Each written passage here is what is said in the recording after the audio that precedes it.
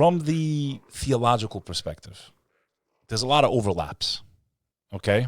And, you know, there's been a lot of religions that no longer exist and blah, blah, blah, the hieroglyphics and this and that. One religion that completely fascinates me when it comes to the subject of alien life. Now, remember, for me, the definition of alien life for me is anything we don't understand, okay?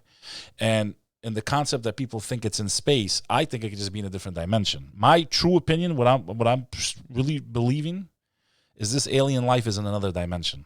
I absolutely agree. This is where my journey has led me. It's not out in the space that we think of as space as they've told us, but it's literally in a parallel dimension. And I kind of want to take you down my wormhole, and I kind of hear what your opinion is. When you learn of the Abrahamic faiths, you learn of what's called the demonic realm, right? So again, a demon is, in my opinion, it can be an alien. I mean, it's something you don't understand. It's something foreign to you. It's not the same creation as you. It's a completely different being. When you study like Christianity, Judaism, Islam fascinates me when it comes to this subject matter. So I don't know how much you've gone into it or how much you know of the tradition, but they talk of a species known as the jinn. And I'm sure you've heard that term before. When you study their teachings, okay, first and foremost, what's fascinating is Solomon, the prophet who's mentioned in all three Abrahamic faiths. And there was always an obsession with the occult with Solomon. So I don't know how much you know about that, but I'll give you my 2 cents on it, in my opinion. So Solomon, and the legend has it, you know, during the Crusades, they went under the temple and they found secret knowledge, and that's how they took over the world, and the Masons turned into the Illuminati and blah, blah. That's, you know, how a lot of people kind of understand it, right? But what was Solomon's power? You see, every prophet based in the Abrahamic faiths had a superpower. Like Moses had the rod. But Solomon had the power over every living creature. He could speak to ants, and the ants could speak to him. He could actually speak to them. They actually have their own language, which science is right now proving, by the way. But what was even more fascinating was, based on the Islamic perception, was that he had power over the fourth dimension, the species of the jinn. He was able to control them. And in the Quran, it's mentioned that they helped him build the temple. They would dive to the bottoms of the depths of the deepest sea, and they would bring back pearls and jewels. And then there was a foreign kingdom, and you can look this up when you get a chance. I think you'll find it fascinating. There was a queen known as Sheba, and he had sent, you know, the request to... Yeah, I know all about that part particularly. Yeah, keep going. The jinn said, "Oh, I'll do that," and he requested that it brings the throne, that the jinn would bring the throne back to him. And within a millisecond, that throne appeared. Call it teleport, call it whatever you want. It's mentioned in this book within seconds. Then in the tradition, which is known as the authentic sayings of the prophet, some of them are not authentic, some of them are authentic. Testaments is what you could call them. There was mentions of abduction by the jinn, possession. And again, when I use the word jinn, it just literally means demon. But people, when they think the word demon, they think bad only. Where the Islamic tradition, these demons can be good and bad. They have free will. They possessed the earth before us. They were on earth way before us. And there was another species before them that we know very little of. So there was one species known as the bin, then the jinn came, which was what's called the species of the devil. Basically Satan.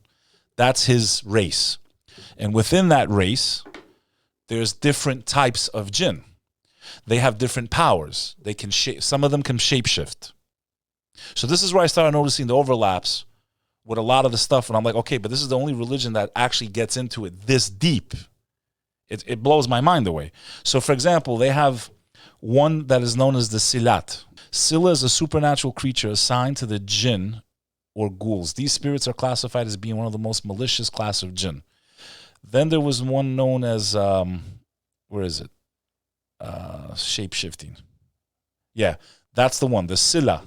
They shape-shift. So they can look like human beings.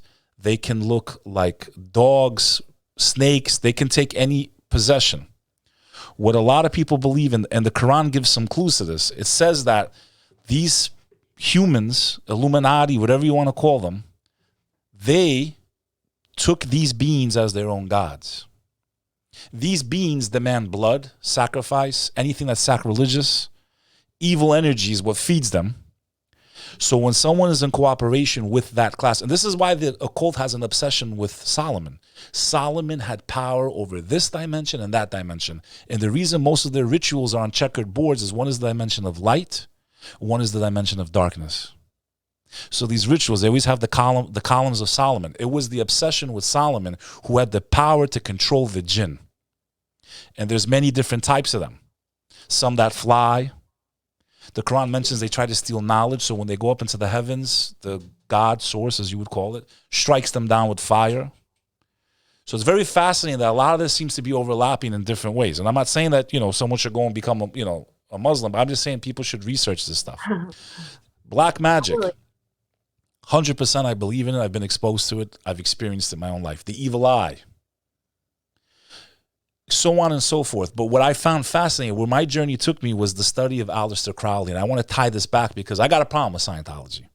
And I got a problem in some ways with what I think is an agenda to make people think we were created by aliens. So where I'm coming from that is this. Aleister Crowley, anyone that doesn't know, and I'm going to pop the picture up and the name, and I've spoken about this. He is the father of the occult here in the United States of America. Aleister Crowley's students were who? Ron L. Hubbard, founder of Scientology, and a man by the name of Jack Parsons. Jack Parsons is why we went to space. This is a fact. I don't know how much you know about that. I know a lot about Crowley, and I'm familiar with what you're sharing. Yeah. So Parsons was... I can't wait to tell you what I know about Crowley. Go ahead. I can't wait to hear this. Was Crowley's student. And they were doing occult stuff and orgy and all that, whatever.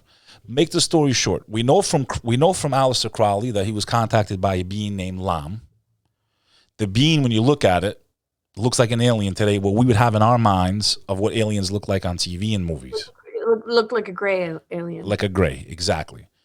Then Jack Parsons does something which I found fascinating. He says he was contacted by a being called Belial Dajjal. That was the name of the being that contacted him. In the Arabic language or in Islam, the word for the Antichrist or the the false prophet or the false leader, that word is called Dajjal. That's how they actually, if you ask a Muslim, what does the Antichrist mean? The word is Dajjal. That's the word. It means the imposter, the false one, the fake one. And this guy, who's not a Muslim, not an Arab, invents the reason why his rockets are the reason we went to space. We penetrated the atmosphere, okay? He sees a vision where this being comes to him and says, you're very important to my mission. I'm going to help you. And when we look at technology from our own, at least from what we know of it in our history, we were kind of like this, and then all of a sudden we just go like this, right? I think a lot of this stuff was literally inspired by that dimension. And I think, and I asked you if you knew about this off the air, they've created a portal. That portal is in Switzerland right now. It's known as a hologen collider. The biggest discovery in physics, I'm sure your mom would know about it and all that, is the CERN project. They found what's called the God particle. Mm-hmm. Here's all I need to say to anyone to start their journey, I think, and make it even simpler. Whether you believe in alien life or demons or whatever you want to call them, because I think throughout the history and out the times, people confused. It's one of the same thing. It just depends how you want to categorize it or what do you want to call it. You understand? Do you want to call it a demon? Do you want to call it an alien? Either way, it's an alien. You get my point?